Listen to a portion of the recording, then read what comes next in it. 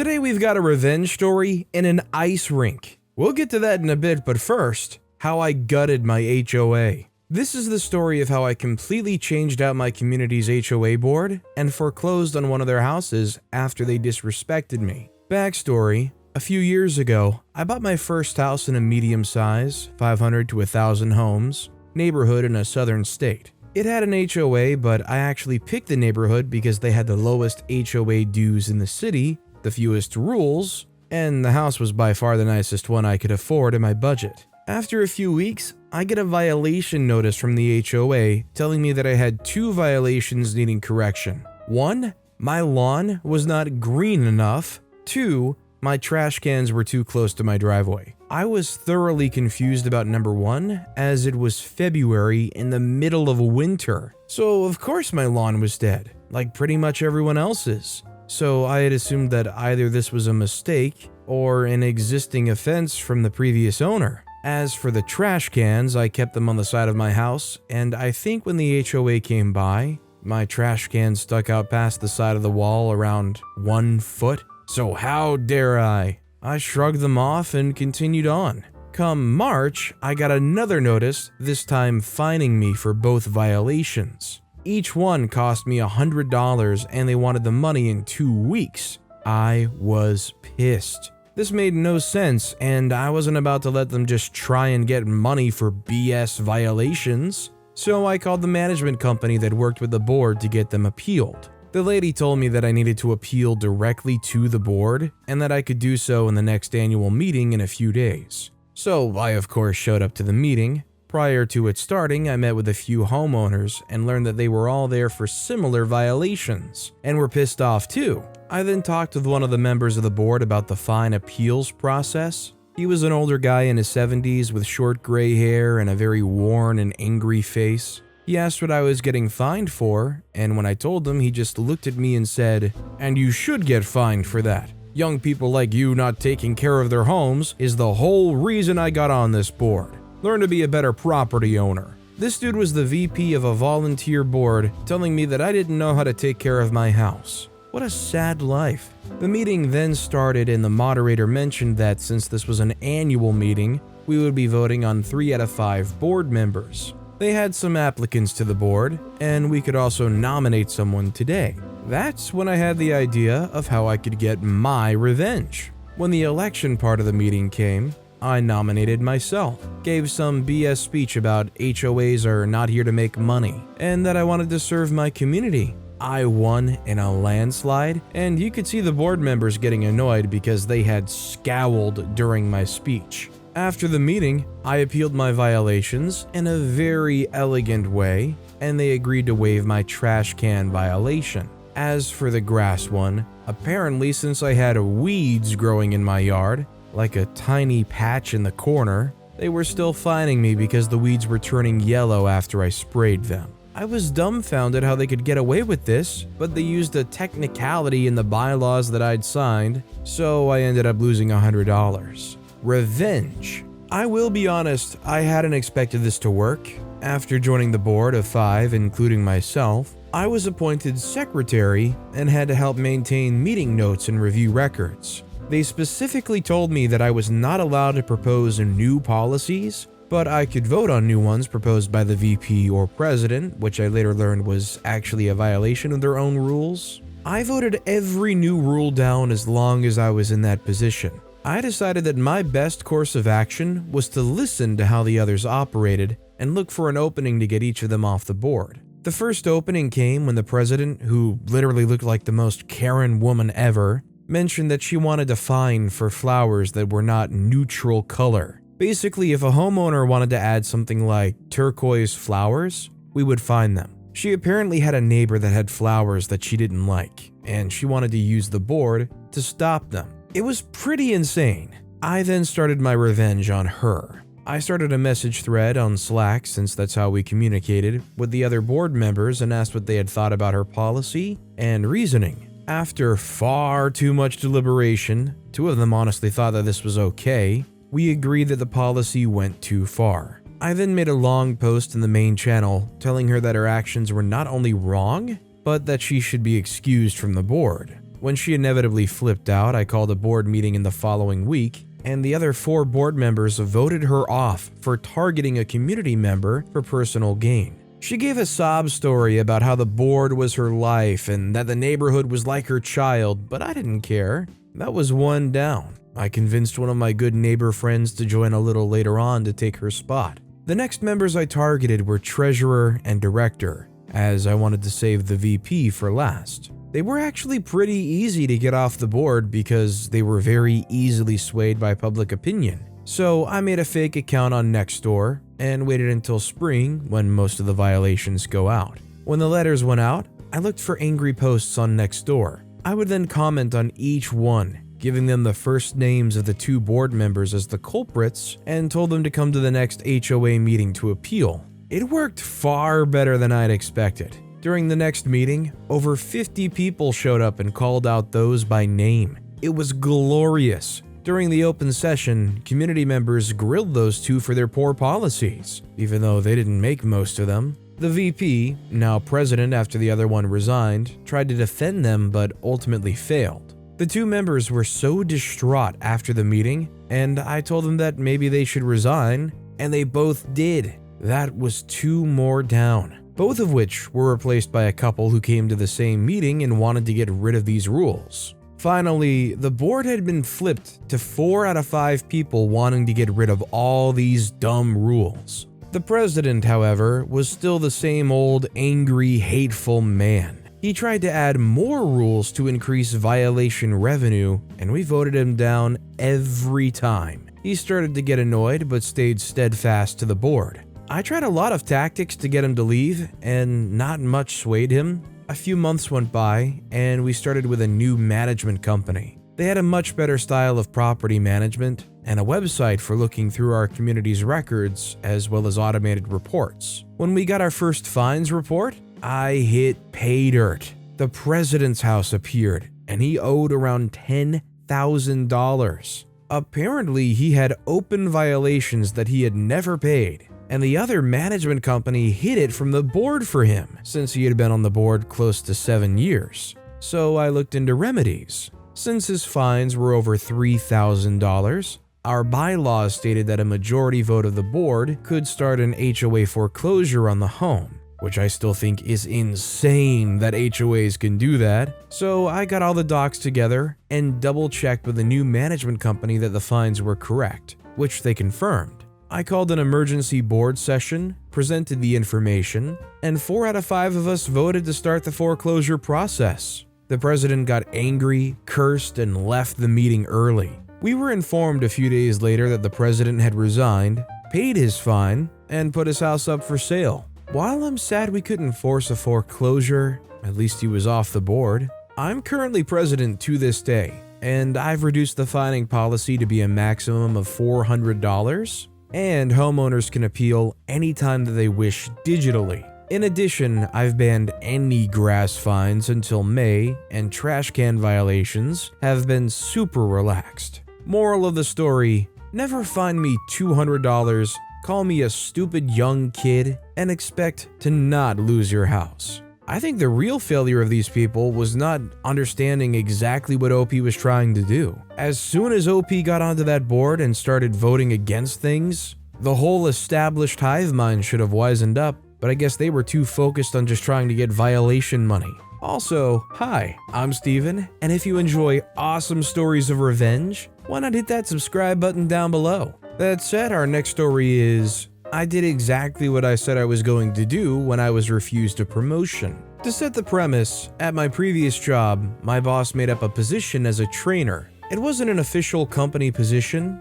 It's worth noting that he was carrying on an affair with a colleague at the time also. My boss and I hadn't seen eye to eye all the time because I advocate for frontline employees, and he says this makes it so he cannot trust me. I put in for the position because I've been training new hires for 7 years, even sent overseas to do so. I also have a degree in education, 11 years in the industry, and I've created and compiled training information used system-wide. It was just something I was passionate about. He gave the position to the colleague he was sleeping with without even interviewing anyone. I was visibly upset when they broke the news to me, so he FaceTimed me. he had his subordinate break the news. I asked him why he didn't have the courtesy of at least giving me 25 minutes of his time as an opportunity for my development of growth during an interview. He said every day is an interview, and that because I'm a caretaker for my dad, Parkinson's, I couldn't be relied on to show up for work,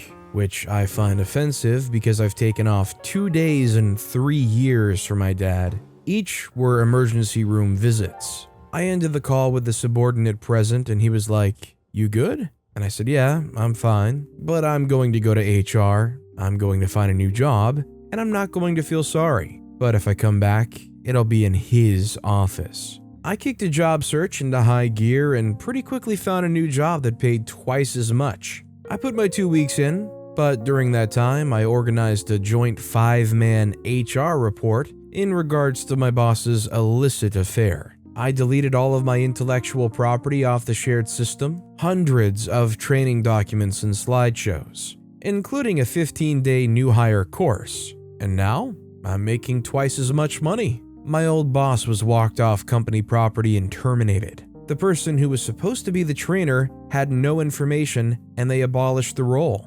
And I just put my application in for his position. Bummer. If only I had 25 minutes of his time. I know he has a lot more of it now. Our next story is, my dad left us one of the times he was cheating. So my parents were pretty terrible, constantly cheating on each other, pitting us against each other. However, they did a great job of making us hate them all by themselves. They were physically and mentally abusive in multiple ways, plus drugs. It was totally great. Can you hear the sarcasm? Anyways, one time, my dad left us for a couple of weeks for a tweaker. I didn't care if he came back, never did. But I knew he would be needing his clothes. He might not want us, but he will want his Levi's. With the help of my younger brother, we stayed up that night doing something pretty petty. We took his jeans, all of them, and cut a butthole in the back. Every single one. Our hands cramped because it was a lot of jeans, but by the end of it, he wouldn't have any jeans that didn't show his butt. He eventually came back to stay. He had to buy new jeans. I don't remember getting in trouble for it, but that was the time we cut buttholes in all my dad's pants. Honestly, I'm just impressed to hear that OP didn't get in trouble. Our next story is a golden opportunity and a good deed. So a while back, my uncle's neighbor died. He was a very nice old man and gave my uncle a lot of land for a cheap price, because my uncle sold him some land right by his house to avoid him being landlocked. This was years ago, and due to my uncle selling part of his land and it being close to the house, this man's mobile trailer was pretty close to my uncle's house. The old man's property was shaped like a thin triangle, and he had to have a certain clearance on the sides and front of his property to put a mobile home. For all these years, there's been no problems between the two, and they even invited him over for Thanksgiving a couple of times when his family wouldn't be able to attend. After he died, his son moved into the trailer, and this is when it started going to go downhill. My uncle has to wake up at 4:15 a.m. to be at work at 5 a.m. Richard, the son, would play music till 12 to 1 a.m. My uncle went over there a couple of times to ask him to stop, which he basically replied with, "I move out of the city to BFE for a reason." This, of course, frustrated my uncle, which led to the police being called. The issue was resolved for a while, and when it started back up was only a couple of times a week.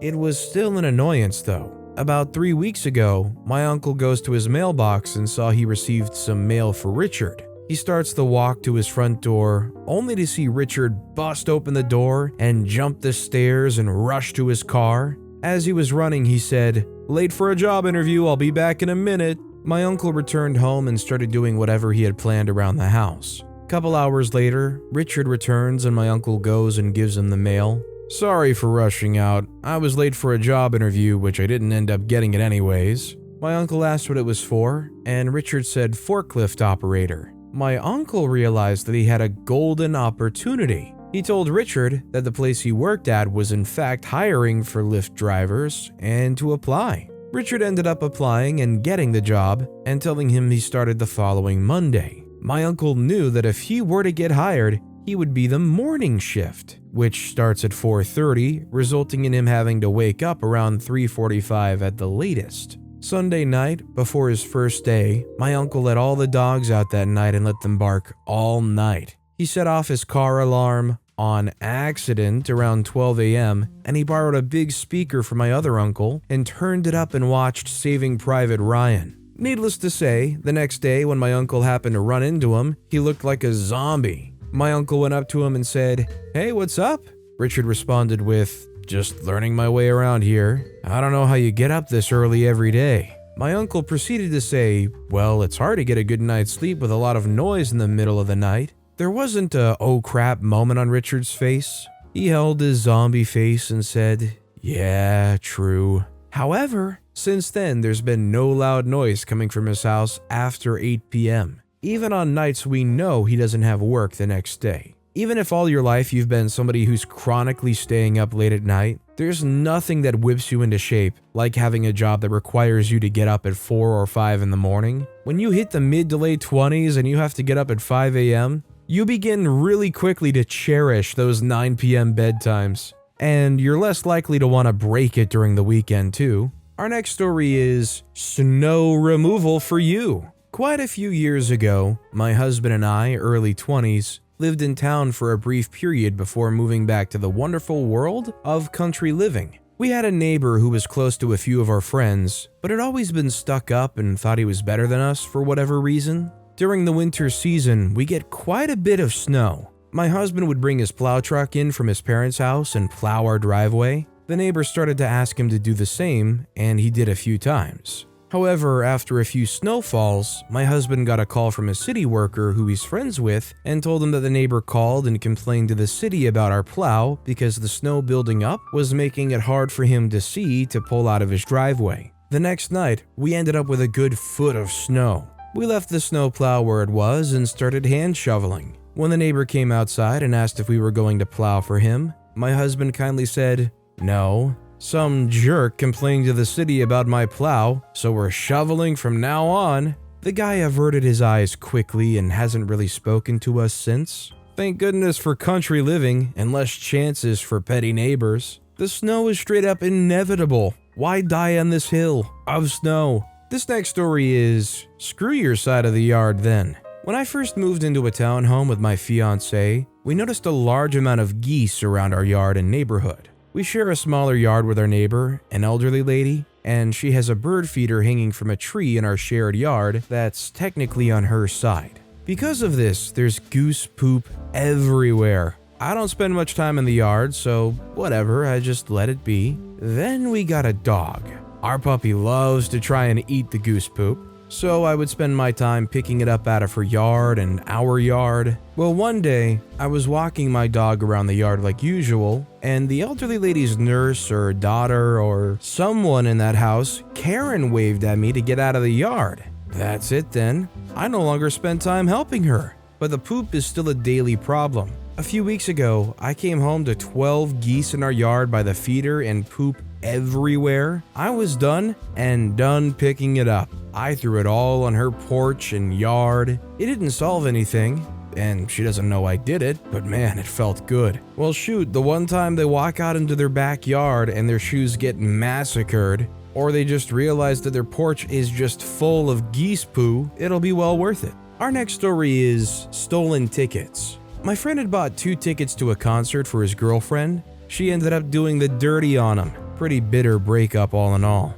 He wanted those tickets back, of course. It was a pretty big concert at the time. Once he realized the tickets were paid for with his credit card, he was able to report them stolen. The company sent him out 2 new tickets. His now ex-girlfriend shows up to the sold-out gig with her new man and hands over her 2 tickets, which are now marked as stolen, and abruptly gets escorted away from the arena by security.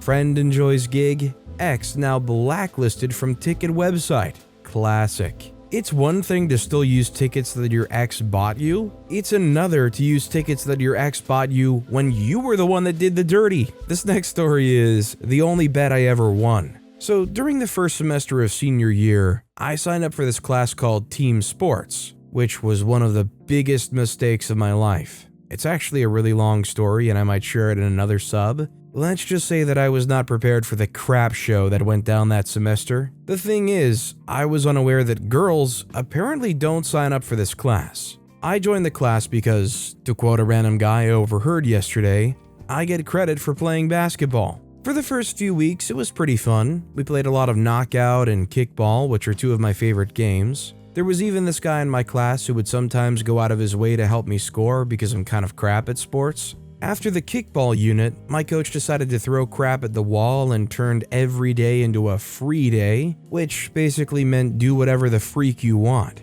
So the guys in my class would just play half-court basketball every day. This is when the class stopped being fun. I'm not a huge fan of structured gym classes, but after our coach stopped making us play team sports, it was every person for themselves. And by that, I mean just me. Now that the guys weren't required to let me play with them, they didn't. A lot of times they would do everything just to keep me out of their games. Fast forward 2.5 months, and I've managed to somewhat befriend one of the guys in my class. This was extremely helpful because he would sort of advocate for me, which resulted in the other guys reluctantly agreeing to let me play. By now, there were about 3 weeks left in the semester, and I was finally enjoying the class again. A week later, some of the guys got fed up and every class would begin with a huge argument about whether I should get to play or not. This really pissed off the guys who weren't arguing and just wanted to play, so some of them started siding with me just to get everyone to shut up and start the game.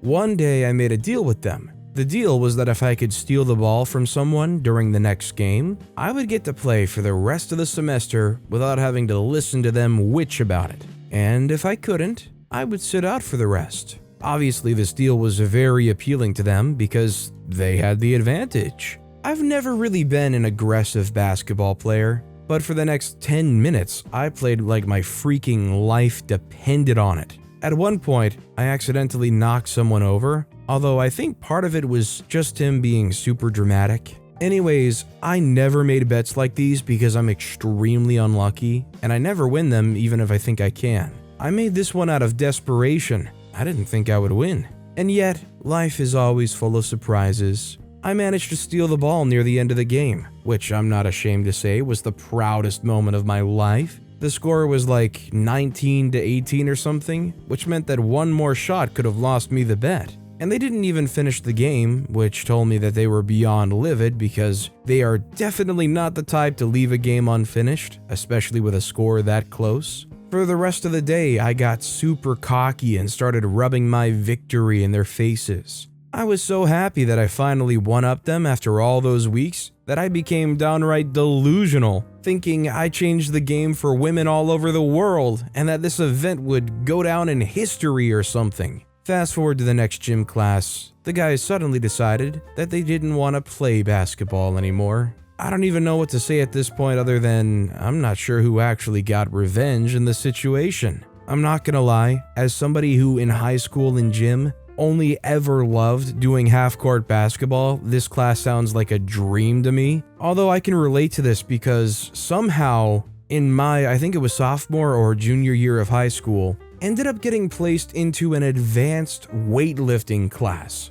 An advanced weightlifting class is basically just the football team's extracurricular class. I was the furthest thing from being a part of the football team. The coach/teacher literally did not care if I did anything in that class. As long as I showed up, that's all they cared about. The entire football team, though, they had actual quotas and weightlifting to do. Our next story is, they were bullies. I expelled them from school. In short, a guy, leader of a gang, didn't stop bullying me and my girlfriends. We were 12 or 13. No one could stop them. My best friend was the most bullied of all because she was bow-legged. So extreme, she had surgery years later to protect her lower vertebrae. She was also very thin, had bushy hair, shy, and mentally frail because her mother was mentally ill and she was the least liked of the 6 siblings. So I was very protective of her, gaining courage against bullies, even though I was shy and not malicious like them. He and his 2 best friends had an ultimatum from school. 1 more detention, and they would be expelled in the middle of the year. I was a straight-A student, a model student.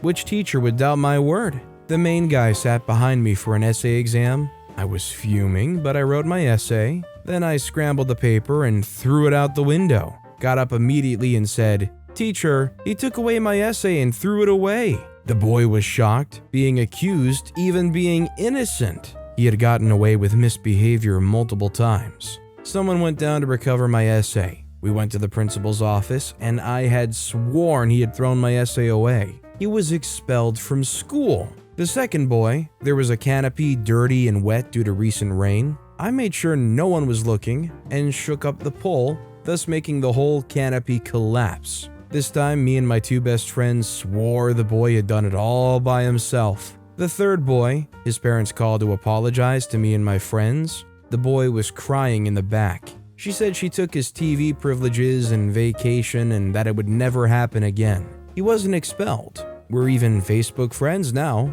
I'm mellow now, but don't go mess with 13-year-old me. Although in the end, the people running these schools seem to hold these kids accountable, they seem to be getting way too many chances. I mean, it sucks that it had to fall into the kids' hands to try to get revenge and figure out a solution to the bullying. This next story is Ice Rink Evacuation and a Wild Karen Appears. This past weekend, my son and I were at our home ice rink for his hockey practice. We get out of the car and start hauling his gear out of the trunk when we heard a loud explosion and saw the bright flash of an electrical transformer failing. The lights in the rink parking lot go out, but the lights inside are still on, so we still head inside. Things are normal and the rink is busy. A game on the main rink, multiple other teams awaiting their game time, and teams practicing on the studio rink, 1/3 the size sheet of ice. We go into the locker room, and the LED lights in the ceiling are flashing at a very uncomfortable to view rate. I also smelled an electrical fire. Long story short, the rink employee put out a fire in the compressor room, which is completely dark as well. He tells me and one other person that arrived at the compressor room that the building needs to be evacuated. So we moved to get the 200 people out of the building. The issue was that the kids were scared of the locker room lights flashing and wouldn't go in to get their gear. I can kind of understand, as the LED ceiling lights were doing a great simulation of electrical arcing, so a lot of people are waiting around in the lobby. I'd been very vocal and ordering people around, so when I was moving through the lobby, Karen makes her appearance. Typical, overweight, peroxide hair, the works. She stops me and demands to know what I'm going to do about getting their kids' gear out of the locker room. I take a moment to think and ask her name. She replies Mrs. Witchy McWitchface a bit too loudly. She wanted to mess around, so I raise my voice to its find out level and get everyone's attention. I point to her and say, "This is Mrs. Witchy McWitchface. She has volunteered to coordinate with all the teams and parents to get the kids' gear out of the locker rooms. Any and all questions go to her. She will work with you to get the kids' gear." I turn around and get lost in the crowd that's now closing in on her. Why the heck each team's parents and coaches couldn't go in and get their gear out of the locker rooms is beyond me. I have to admit though, Mrs. Witchy McWitchface did get people moving, and the rink was evacuated not too long after our encounter. I like this because it actually does employ a certain tactic for emergency scenarios, where when you have a group of people are less likely to take action because they're kind of in the mindset of, well, there's all these people around, somebody else will take over, right?